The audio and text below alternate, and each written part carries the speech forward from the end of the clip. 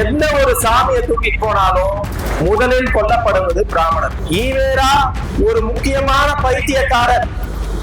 அவரை நாம் மனநல காப்பகத்தில் சேர்க்க வேண்டும் என்பது என்னுடைய சொற்கள் அல்ல. இவனுக்குன்னு ஏதாவது ஓட்டு சதவீதம் இருக்குதா? கிடையாது. இந்த பிராமணர்களுக்கு ஏதாவது பண்ணாவது உனக்கு ஒரு 2%, 3% ஓட்டுனாவது ஒரு பிரயோஜனம். பிராமணர்களுடைய காடு கைகள்ல வெட்டி போடுவாங்க ஒருத்தர் பேசுறான். அதே மாதிரி இன்னொருத்தர் என்ன பேசுறானா, எல்லா அகரகாரத்துக்கும் தீ வச்சிருவேன் பேசுறான். இதெல்லாம் காவல்துறையினுடைய காதுகளுக்கு எட்டலையா? நான் கேட்கிறேன். இந்த ஈவேராக்கு பிறந்த அந்த ஒரு 4-5 கேட்கிறேன். இவனுங்க எல்லாரும் எவ்வளவோ சமூகங்கள் இந்த சுதந்திரத்துக்காக போராடி இருக்கிறாங்க, வந்திருக்கிறாங்க. ஆனால் இந்த பாரத திருநாடு மிகவும் கடமைப்பட்டிருக்கின்ற ஒரு சமுதாயம் என்றால் அது அந்தனர் சமுதாயம் மட்டும்தான்.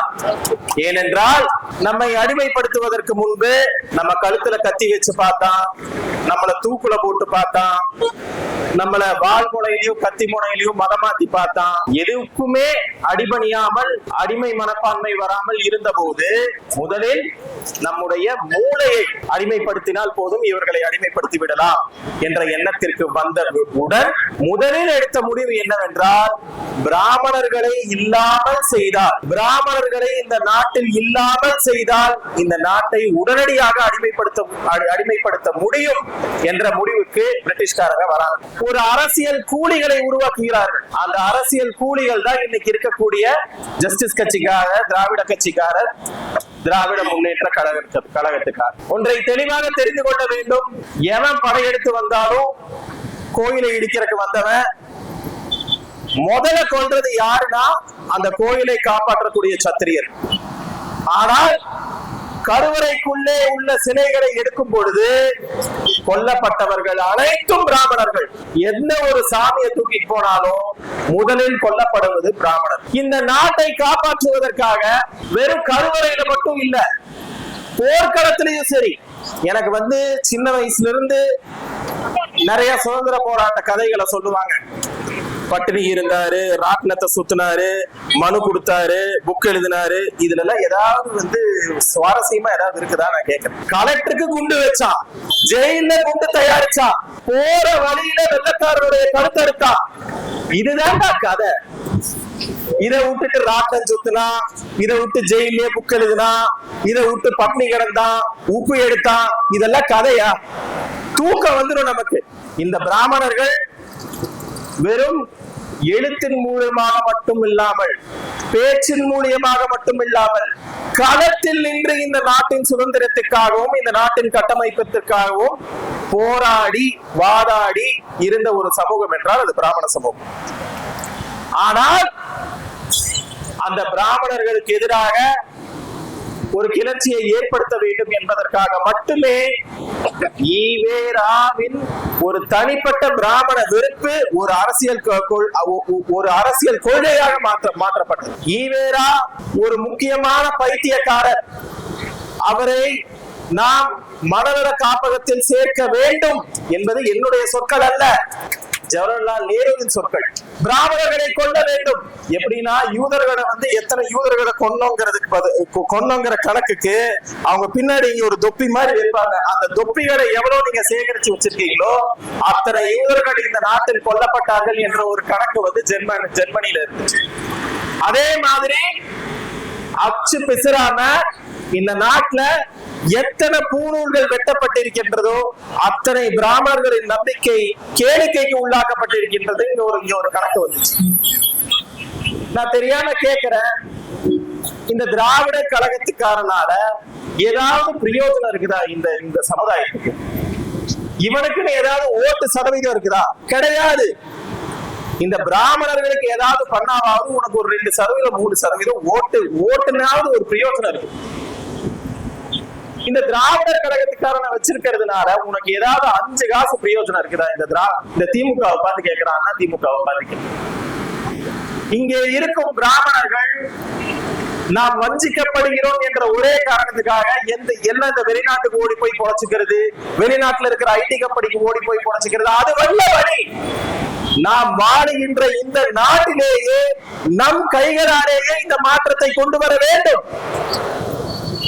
நாளைக்கு எந்த ஒரு பிராமண இளைஞனும் எந்த ஒரு பிராமணரும் பூணூல் அணிவிக்கிறதுக்கும் சட்டை இல்லாம போறதுக்கும் சுதந்திரம் என்னைக்கு இந்த நாட்டுல வருதோ அன்னைக்கு மட்டும்தான்.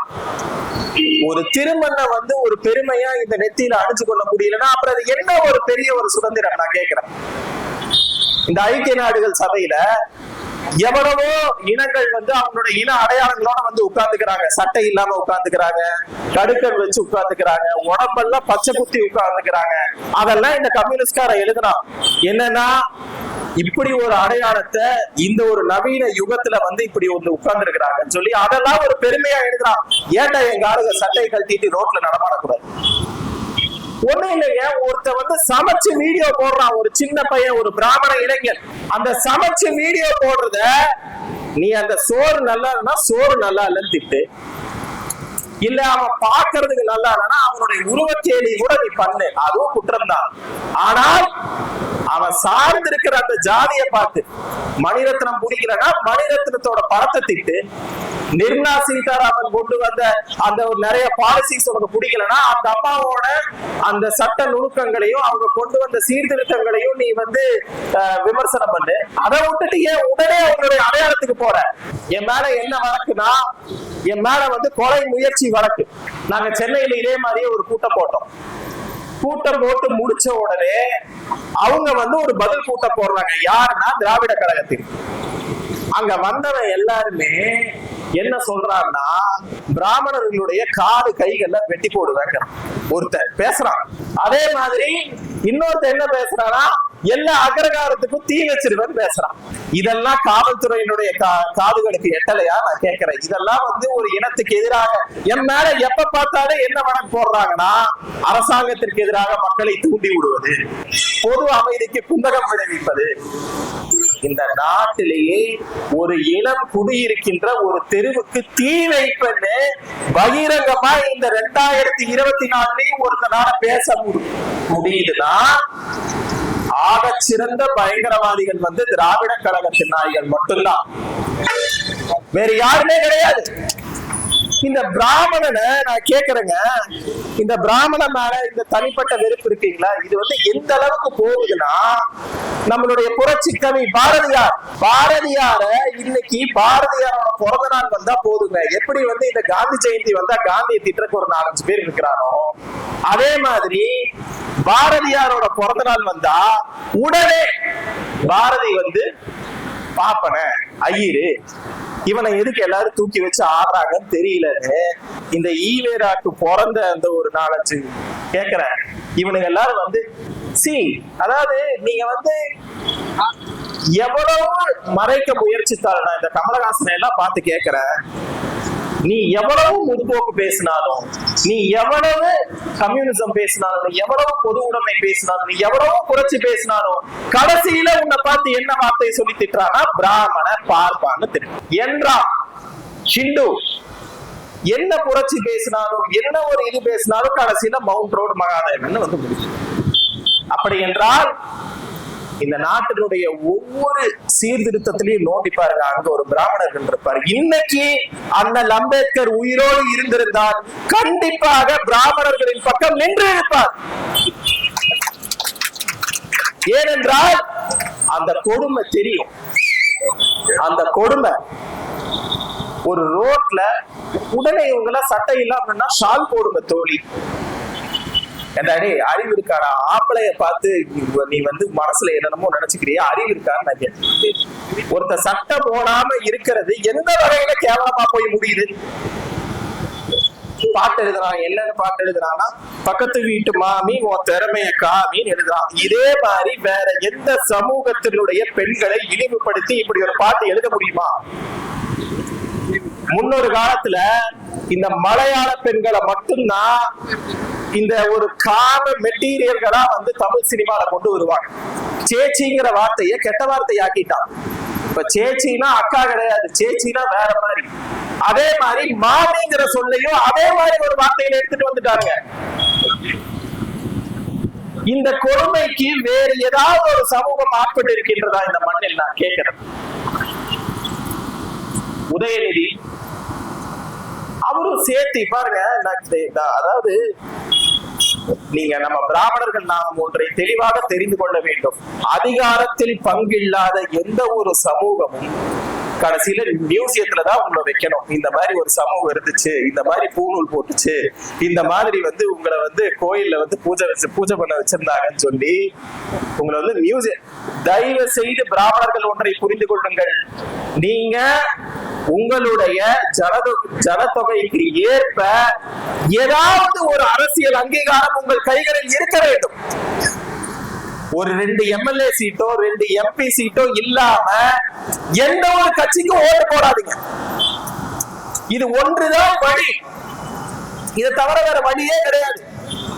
ஏங்க, எல்லா சமூகத்துக்கும் ஒவ்வொரு தலைவர்கள் இருக்காங்க. நான் கேட்கிறேன், அந்த சமூக தலைவர்கள்ல அவங்களுக்கு குரு பூஜை பண்ணிக்கிறாங்க, பேனர்ல போட்டோ போட்டுக்கிறாங்க. சரி, பிராமணர்களுடைய தலைவர்களை நம்ம பேனர்ல போட்டா பேனர் பத்துமான்னு நான் கேட்கிறேன். அவ்வளவு தலைவர்கள் இருக்காங்க. 10 தான். உன்னி லிஸ்ட் உன்னி பெருசுனா உன்னி லிஸ்ட் உன்னி பெருசு. ஆனால் இந்த சமூகத்திற்கு அந்த அரசியல் செய்யறதுக்கு வரல. ஒரு காலத்தில் அனைத்து சுதந்திர போராட்ட வீரர்களும் வெளியே நமக்காக ஒரு பிராமணர் வாதாடவும் போராடவும் காத்து கொண்டிருக்கிறார், கருப்பு கவுன் போட்டு, அப்படிங்கிற ஒரு நம்பிக்கையில தான் சுதந்திர போராட்டத்துக்கு இறங்கினாங்க. ஆனால் அனைத்து சமுதாயத்திற்கும் தொண்டு செய்த பிராமண இனத்திற்கு இன்றைக்கு அனைத்து சமுதாயமும் சேர்ந்து உதவி செய்யும் நிலை இன்றைக்கு அவர்களுக்கு வந்திருக்கிறது.